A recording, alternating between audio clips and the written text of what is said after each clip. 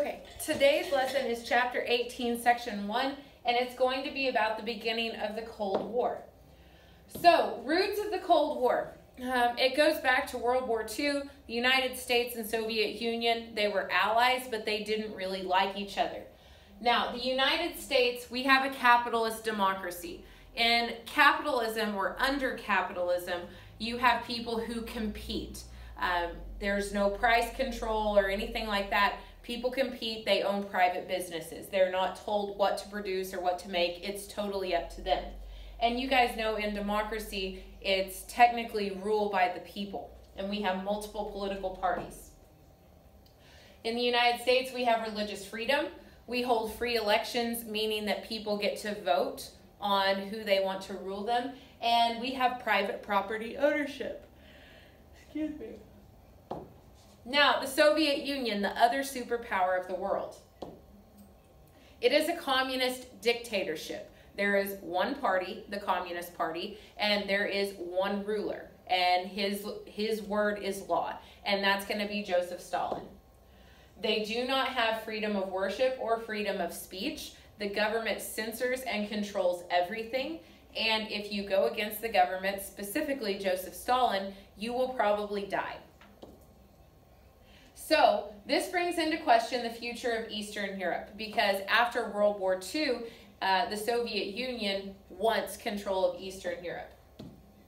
And so at the Yalta Conference, which was in February of 1945, which was before Germany or Japan surrendered, Joseph Stalin, he said that he wanted to divide Germany. And eventually that will be decided upon at the Potsdam Conference. He wanted Germany to be weak. If Germany was weak, that gave him the ability to swoop in and take control, put communism in place, and he wanted to control Eastern Europe. Now, Britain and the United States wanted a united Germany. They wanted independent Eastern European countries. They wanted those countries to be like us, capitalist democracies, okay?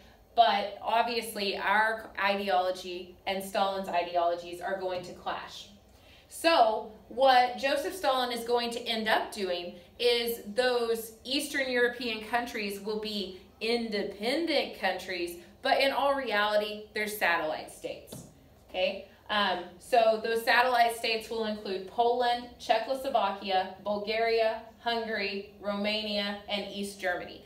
And when I say satellite states, they have the appearance of being independent, but really the Soviet Union and Joseph Stalin are pulling the strings. They tell them what to do because these countries are under communist rule. Okay, now looking at the map, these dark countries, they were acquired by the Soviet Union. They're part of the Soviet Union now. These are independent countries. They're satellite states. And so they're going to be under the control of the Soviet Union as well. And you can see by looking at this map, the Soviet Union is absolutely huge, and that's concerning to us. Okay, so roots of the Cold War. We had the clash at Potsdam. If you guys remember, Potsdam is going to be July of 1945, and we no longer have FDR. We have Harry Truman, and we have Clement Attlee instead of Winston Churchill. And you know, Stalin had before said he was going to have free elections in those Eastern European countries. We get to Potsdam and he's like, that's not going to happen because he's a communist butthole.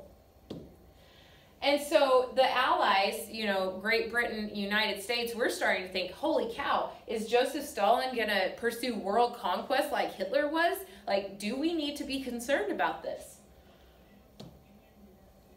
And this is really where the Cold War is going to begin. We call it a Cold War because it's between the United States and Soviet Union. They never actually engage each other in battle, like declare war on each other. But for the next several decades of American history, things are not good between them. Not good at all. Okay, now the Iron Curtain. The first person to ever speak of this so-called Iron Curtain was Winston Churchill, okay, the former British Prime Minister. And the Iron Curtain is this area that is under Soviet influence, okay? So all those Eastern European countries, They're under Soviet influence, and they're behind this Iron Curtain. And you can listen to the speech where Winston Churchill talks about it here. And so that's what's concerning to us, because these countries behind the Iron Curtain, we don't have access to them. Joseph Stalin controls them. Okay. Well, right now, our president is Harry S. Truman. He became president upon the death of FDR. And his motto, he even had like a little plaque on his desk, said, "The buck stops here." What Harry Truman meant by that is he's not going to pass on these problems to somebody else. He's going to take care of things right then and right there. Okay? And so this in particular is going to play into what takes place in Greece and Turkey. In Greece and Turkey, they were starting to have communist uprisings. And wouldn't you know, Joseph Stalin had a little bit of something to do with it, you know, funding these communist uprisings. And so what Harry Truman says, he goes to Congress and he says, listen, Greece and Turkey are going to fall to communism if we don't do something. So he got Congress to give $400 million in aid to Greece and Turkey just because they're trying to resist communism. And this becomes known as the Truman Doctrine. The Truman Doctrine is essentially the United States is willing to help any country out. We're going to aid any nation who is struggling against a communist movement. We are dead set on not letting communism spread because their ideology and our ideology are so different. Okay? Now, we have a man, and his name is George F. Kennan. Okay? He is an American diplomat, and he was the leading authority on the Soviet Union. He published multiple articles and a book, and he was just a diplomatic expert. He came up with this term that is going to dominate American foreign policy: containment. It basically means we cannot stop the Soviet Union from being a communist nation. We can't do it. However, we can keep communism from spreading. Okay? That's what containment is. Keep communism within its existing borders. Okay? And like I said, this becomes the blueprint for American foreign policy. This is what's going to get us into the Korean conflict or the Korean War, the Vietnam War, Cuban Missile Crisis, all of these things. And one of the things that we're super concerned about is Europe just got devastated by this world war. And if they are not economically stable, they might fall into communism as well. They might think communism is the answer. So European recovery is important to us. We think there cannot be peace if there is not economic stability. So this is where the United States comes up with what is known as the Marshall Plan. The Marshall Plan essentially is going to give $13 billion with a B, $billion in grants and loans. Most of these are going to go to Western European countries to try and rebuild after World War II. They're going to use them to provide food, fuel, medical supplies for people who are struggling in these European countries. But the thing is, Joseph Stalin won't let the satellite states accept this aid. Poland is a satellite state. They were devastated by this war. That's where Auschwitz, the concentration camp, was. They were in a state of war from day one, and Stalin will not let them accept aid. As a result of this, these Eastern European nations are struggling. They are having such a hard time recovering from World War II, whereas the Western European countries, they're starting to thrive. And this is kind of an American plan. You know, if we give money to certain people and they're trying to decide, oh, do we want to be like America or the Soviet Union? Well, let's be like the people who gave us millions or billions of dollars. Okay, so in effect, the Marshall Plan actually worked against communism. And it created good relationships, like I said, prosperity in Western Europe, all good things, unless you're Joseph Stalin and the Soviets. Now, the Cold War heats up. I told you guys in the last chapter, Germany was divided into 4 sectors: Britain, France, United States, and Soviet Union. Britain, France, and the United States, we joined all of our sections together, and this created the country of West Germany. Soviets kept their section of it, and it became East Germany. Okay, but here's the thing. The capital of Germany is Berlin. Berlin is located in the Soviet sector.